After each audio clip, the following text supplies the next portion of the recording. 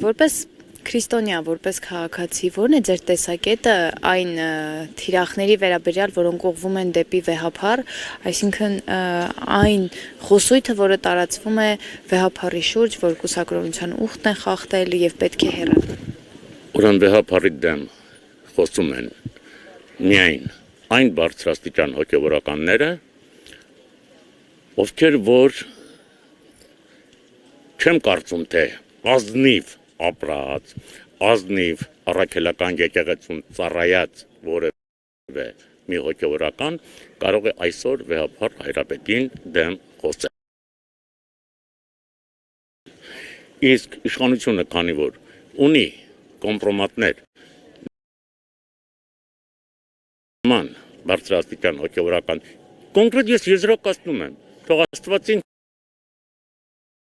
դատի, միգուցե ես սխալվում եմ, համենայն դեպս կարծում եմ, որ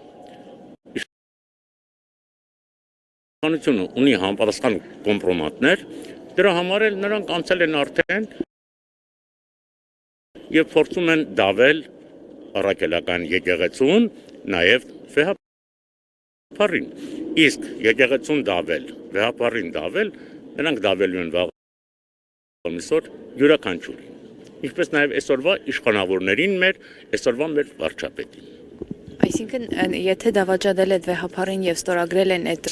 ձեր սեղմումից հետո Նիկոլ Փաշինյանի հետ, գնալու են իրեն էլ դավաճանեն, ինչպես վեհափառին դավաճանեն։ Միանշանակ, եթե այսօր գիտեք ինչ, մեծացրեցին, աճեցրեցին, զավակին, կամ չգիտեմ, աշակերտին, ուսանողին, մյուս, հետը մի պատառ հաց կիսեցին, ճանապարհ անցան եւ այլ եւ դավաճանեց իր ղեկավարին, վաղեմիսօր նա դավաճանելու է նաեւ ցանկացածին։ Դա պատմությունից է հայտնի։ Հանրահայտ ճշմարտություն է, ոչ ես եմ դրա հեղինակը, ասողը, պարզապես դարերի փորձը, իմաստությունը դա է ասում։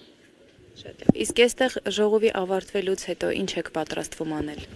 Ինչ եմ պատրաստվում, ես որպես սովորական մահկանացու, քրիստոնյա, առաքելական եկեղեցու հետևորդ եւ այլ պատրաստ եմ պաշտպանելու